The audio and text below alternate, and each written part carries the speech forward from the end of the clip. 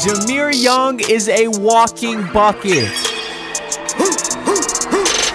Said it, I'm golden. Told you I'm shining. Had to break through. Plan perfect timing. Giving no hands.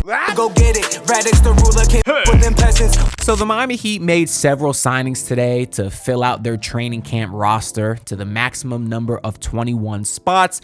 And I like to talk about these guys because not many people are discussing them, and really, you never know who will be the Heat's next great undrafted gem. Our next Kendrick Nunn, or Max Strus, or Briante Weber. I guess he didn't really work out, but knowing the Heat, they'll probably sign Briante Weber again sometime soon. But anyways, I've already broken down Dane Danger and Ethan Thompson. So in today's video, I want to discuss Jamir Young, who was actually confirmed to be signing with the Heat a few weeks ago, but it was just today that the Miami Heat finally made it official. So before we get into Jamir Young, I actually want to shout out the sponsor of today's video, FanDuel, who is still disrespecting the Miami Heat. Because right now you can get the Heat at -114 to make the playoffs, which is actually the same odds as them to miss the playoffs, which I think is crazy. Like, the Heat are definitely going to make the playoffs, right? As long as they get in the play-in, because they are playing champions. They're playing gods. They're playing GOATs. So I think these odds are pretty disrespectful to the Miami Heat. So if you want to go in and get in a FanDuel, I highly recommend that you do so. At least I can say that I did. Anyways, back to Jamir Young. He's currently 24 years old, but he does turn 25 next month. So he's not a super young prospect, but you know, he's basically the same age as every other undrafted player, so that's not really a big deal there. Probably the biggest initial concern is his size. He is a smaller prospect, only 6'1", so about a half a foot shorter than me. He's only 185 pounds, but those measurables haven't stopped him from being a flat-out scorer. In college, he spent 3 seasons with Charlotte, which is in some lower conference, but then he did transfer over to the Big Ten, where he played his final 2 college years with Maryland, and he put up some pretty impressive numbers. In his super senior season across 32 games with Maryland, he did average 20 points per game, 4 assists, and 5 rebounds. So kind of stuffed the stat sheet there, although I will admit the field goal numbers aren't great. In that year, he only shot about 40% from the field and 32% from 3. That was on 5 attempts per game, so not super efficient. But somehow he did shoot 90% from the free throw line, and that's on 7 attempts. And that is just incredible, like all-time efficiency. Usually how you shoot at the free throw line is kind of an indication of how you'll shoot from 3. It at least means that you have decent form. Not in his case, because those are really incredible free throw numbers, which he did pretty much do across his entire college career. But yeah, he's not really known as a shooter, but he is a guy that can really get to the rim at will and draw free throws while doing so. But after going undrafted out of Maryland, he did spend 1 year in the G League, which was just this past season. He spent time with the Grand Rapids Golds and the Windy City Bulls, and across 30 total G League games, he averaged 21 points, 8 assists, and about 5 rebounds, shooting an improved 46% from the field, so very good numbers there, but then only 30% from 3, and that was on 4 attempts. So the 3-point shooting has never really been there for him, but again, he was a great free throw shooter in the G League. He shot 86% last season, and that was on 3 attempts per game. He did also spend last season on a 2-way contract, so he was able to play a few regular season games with the Bulls. I think he checked into about 6 regular season games, but on very limited playing time, so not really a huge sample size there. But he was incredible in the G League. He even had a 40-point, 10-assist game where he was really getting into the paint at will. And I don't think that game was a coincidence, because he also spent this previous summer league with the Chicago Bulls, where he had another 40-point game. And from watching his film, there's a lot to like offensively.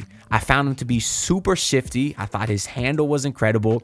He can really get to the rim at will, and he's relentless doing so. It doesn't matter if there's a huge shot blocker in the paint. He's fearless. He's not scared to throw his body into the big man and just sort of hang in the air and contort and have these really athletic and crafty finishes. And I'm guessing that's part of the reason he got to the free throw line so often in college. So there's a lot to like about his driving game. I even saw some really impressive change of pace plays, which for these younger undrafted guys, I think is a really underrated skill, because that's part of the reason he's able to get to his spots at such a smaller stature, relatively smaller stature, is because he's able to change pace so well, really throw the defense off. So I found him to be really impressive offensively, at least from a scoring aspect.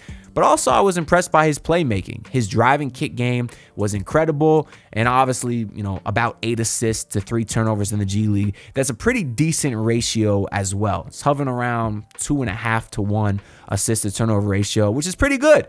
And we know on the Miami Heat, they don't have a true facilitator or point guard. I'm not saying that's Jamir Young, because it's not. But they also really don't have anybody that can drive and kick. Davion Mitchell did it a little bit. Of course, we have him now for the full season. But other than him, the only guard that was consistently kind of getting into the paint that had some sort of quick, shifty handle was Terry Rozier. And for obvious reasons, he's probably not going to play much this year if he's even still on the roster. So I do think that he could use some more guys that have a nice handle that could kind of get into the paint. Of course, his size will impact him defensively, but he still did average 2 steals per game in the G League last year, which is very, very good. So you just really have to wonder how good his three-point shot can be. It's tough to say can ever be a great three-point shooter, considering he's about to be 25 years old already. But really, to make it in the league as a guard, you got to at least be respectable. I'm talking 35 plus, ideally hovering closer to the 37% range, which maybe he can get to. Truthfully, I'm not super optimistic on his shooting just because his form reminds me a little bit of Cam Payne, who has one of the uglier forms in the league. They're both lefties. Both guys kind of turn their whole body when they shoot, so they're not really squared up with the rim. I just didn't really like his form a lot. It's a little bit awkward to me. But if there's any hope, Jamir Young did actually shoot 53% from 3 this past summer league, and that was on 3 attempts a night. Of course, that was a small sample size, just 5 games in the G League. But, it's something. It's something to maybe give us some hope that, okay, maybe he can develop into a capable jump shooter.